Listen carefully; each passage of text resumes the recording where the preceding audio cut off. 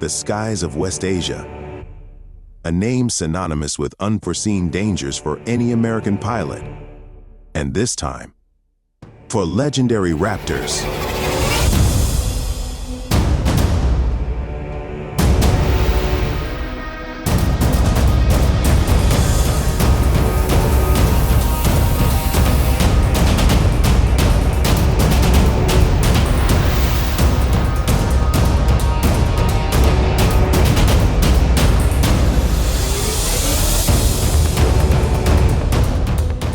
On April 14, 2024, a contingent of U.S. Air Force pilots and fighter jets, including Squadron 90 with a number of F-22s, were deployed from Elmendorf-Richardson Air Force Base in Alaska to a location near the borders of Israel. In the days leading up to the operation, reconnaissance satellites and intelligence sources reported significant and suspicious movements in Iran. Previously, Iran had announced its intention to deliver a painful military response to the Israeli airstrike on its consulate in Syria.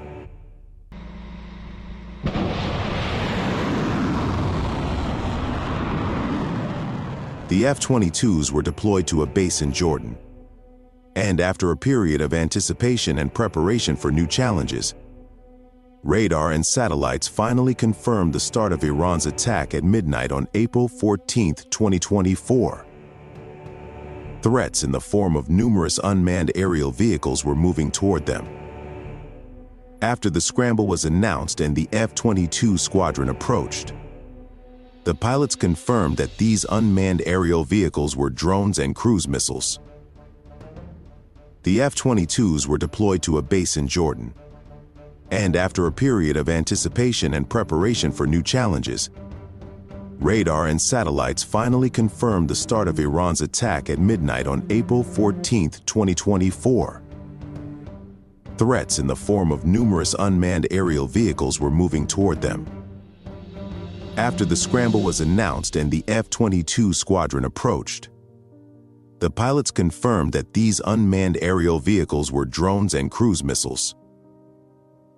The F-22s were deployed to a base in Jordan, and after a period of anticipation and preparation for new challenges, radar and satellites finally confirmed the start of Iran's attack at midnight on April 14, 2024. Threats in the form of numerous unmanned aerial vehicles, military and Air Force publications emphasized in their reports that the confrontation between American F-22 fighters and Iranian drones and cruise missiles, as well as those of the resistance forces, had created an unpredictable and highly complex challenge for the U.S. military. This challenge was different not only in the type of threat, but also in how to confront it.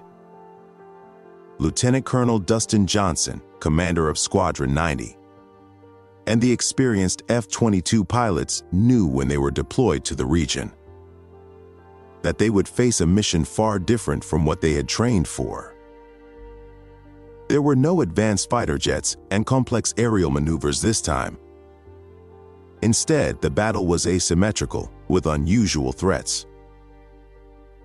Military and Air Force publications emphasized in their reports that the confrontation between American F-22 fighters and Iranian drones and cruise missiles, as well as those of the resistance forces, had created an unpredictable and highly complex challenge for the U.S. military. This challenge was different not only in the type of threat, but also in how to confront it. Lieutenant Colonel Dustin Johnson, commander of Squadron 90, and the experienced F-22 pilots knew when they were deployed to the region that this change in the nature of war clearly showed that even a super-advanced fighter like the F-22 must be prepared to deal with low-level but highly effective threats. It was no longer possible to rely on the usual routine and traditional air combat tactics. Nobody knew where and when the threats would appear, which added to the complexity of the challenges.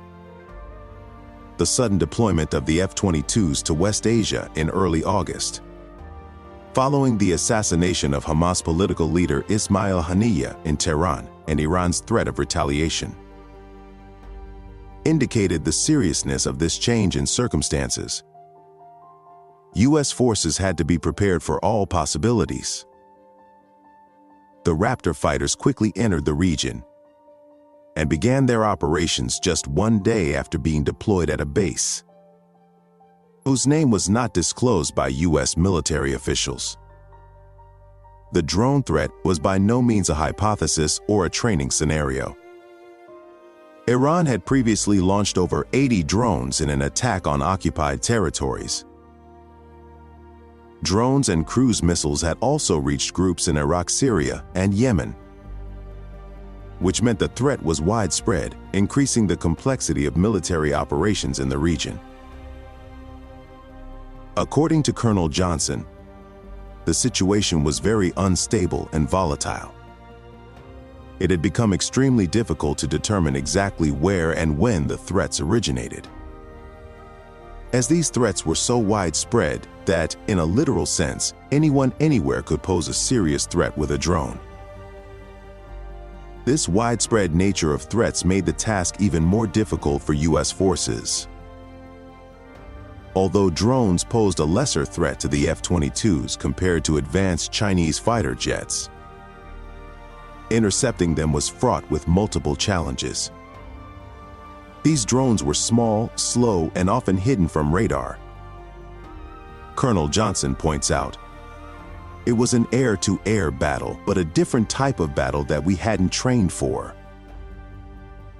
Even the difference between a cruise missile and a drone was significant in terms of tactics, how to find and shoot them down. They created significant problems in terms of identification and interception. Given the relative success of the U.S. and its allies in intercepting drones in April, and the greater success of Iranian ballistic missiles in targeting objectives, Iran decided not to use drones in its next attack on Israel in October. Instead, Tehran relied solely on ballistic missiles. The F-22s returned home just before Thanksgiving. But the lessons learned from this asymmetrical battle will undoubtedly be used in the future. The confrontation between drones and Raptors clearly illustrates a fundamental transformation in the arena of modern warfare. A transformation in which threats may emerge from anywhere and in any form. And military forces must always be prepared to counter these emerging threats. Finally, I hope you enjoyed this video. And if you haven't subscribed to the channel yet, be sure to subscribe so that you'll be recommended our next videos. This would be the biggest support for this channel. Be successful and safe under God's protection.